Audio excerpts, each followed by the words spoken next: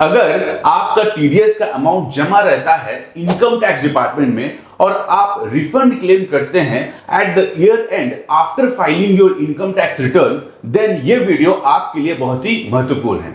ये वीडियो उन ट्रांसपोर्टर्स के लिए भी इंपॉर्टेंट है जिनका पास 10 ट्रक है, यानी 10 ट्रक से ज्यादा के वो मालिक है और जिस कंपनी का मटेरियल उनके ट्रक में लोड होता है वो कंपनी उनके बिल से टीडीएस डिडक्ट करके उनको पेमेंट करती है और टीडीएस का अमाउंट जमा करवाती है गवर्नमेंट के खाते में, और ट्रांसपोर्टर्स उन टीडीएस का रिफंड क्लेम करते हैं at the year end after filing their income tax return.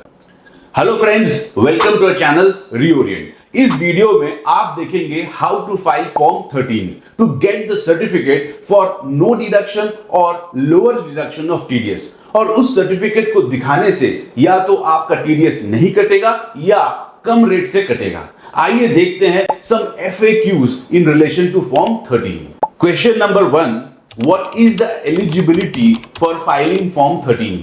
अगर आपके हिसाब से the estimated tax liability of the current year, यानी इस साल जो आप इनकम करेंगे उस पे टैक्स नहीं आएगा या कम आएगा, then you can apply for form 13। Question number 2, when should an application be submitted using form 13? Form 13 submit करने का कोई टाइमलाइन मेंशन नहीं किया गया है इनकम टैक्स एक्ट में, बट जनरली फाइनेंशियल ईयर के स्टार्टिंग में ही आपको अप्लाई कर देना चाहिए। Question number 3, what are the required documents for filing form 13? Following documents are required for filing form 13. Number 1, copies of audit report and financial statement of previous 3 years. Number 2, the estimated calculation for the current year and copies of income statement for previous 3 years. Number 3, projected profit and loss statement for the current financial year. Number 4, PAN card. Number 5, ETDS return statement for the previous 2 years. Number 6, TAN number of the payer. Number 7, any other documents related to the nature of income. Number 8, previous TDS defaults if any. And number 9, signed form 13.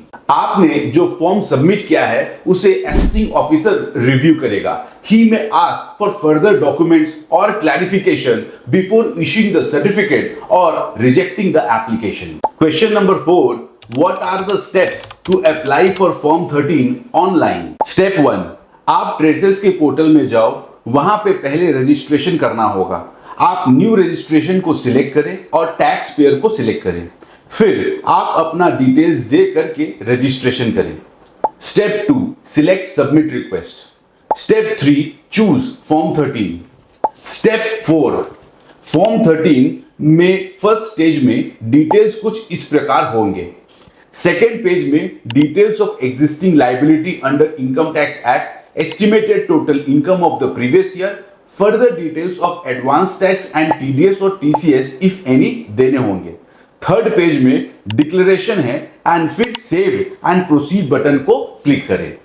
Step 5, fill the details, attach necessary documents. Step 6, an acknowledgement receipt will be generated after submission. Question number 5, what is the validity of an application? Form 13 is issued for a specific financial year, यानी जिस साल के लिए आपने form 13 लिया है वो उसी साल तक के लिए ही वैलिड है। Question number 6, what if the transporter having less than 10 vehicles? अगर आप ट्रांसपोर्टर है और आप 10 ट्रक से ज्यादा के मालिक नहीं हैं, देन आपको फॉर्म 13 का जरूरत नहीं है। आप कंपनी को डिक्लेरेशन दे सकते हैं और टीडीएस आपका नहीं कटेगा।